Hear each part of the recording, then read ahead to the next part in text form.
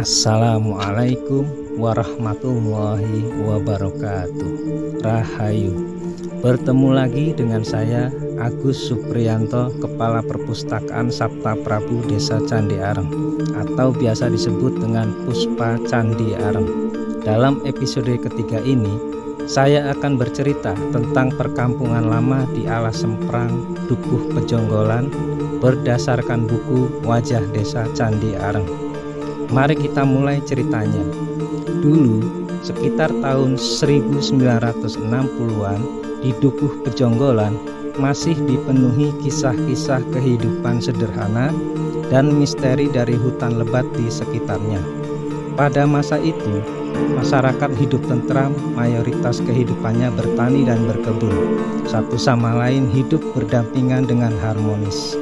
Suatu ketika, ketenangan itu terguncang oleh kedatangan para garong yang memaksa warga desa meninggalkan rumah, halaman, lingkungan, dan kenangan-kenangannya.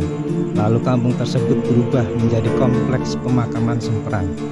Seiring berjalannya waktu, muncullah legenda Semprang, kata yang diartikan sebagai sematio perang atau siap berperang. Kemudian cerita tersebut dihubungkan dengan tokoh Bayu Saketi yang konon hidup di zaman yang sama dengan Pangeran Sambernyowo, anak Pangeran Arya Mangkunegara yang menentang VOC. Bapak Casbari, saksi hidup dari masa kecil, mengingatkan kita bahwa Dukuh Pejonggolan dulunya hanya terdiri dari sekitar 10 rumah. Pemukiman lebih banyak berpusat di kampung yang lama yang dekat dengan pemakaman Semprang. Kehidupan sehari-hari masyarakat selalu berhubungan dengan sungai dan sawah yang menjadi sumber kehidupan dan lahan mata pencaharian. Banyak warga yang mencari ikan di sungai dengan cara gogo. Ada cerita menarik yang muncul ketika penduduk desa menemukan kedung di sungai yang menjadi tempat favorit untuk menangkap ikan.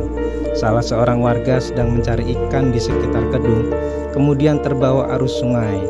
Ia tiba-tiba masuk ke dalam kedung seperti gua gelap yang besar, dan tiba-tiba keluarnya dari kedung di pantai Ujung Negoro di Kabupaten Batang. Kejadian tersebut menjadi cerita misteri yang tersembunyi di sekitar Dukuh Pejonggolan. Seiring berjalannya waktu, kompleks pemakaman Semprang menjadi tempat perlindungan bagi masyarakat desa dari pengejaran tentara Belanda yang menjajah di kampung-kampung sekitarnya. Hal tersebut yang membuat warga Pejonggolan membangun perkampungan baru di Pejonggolan Kulon.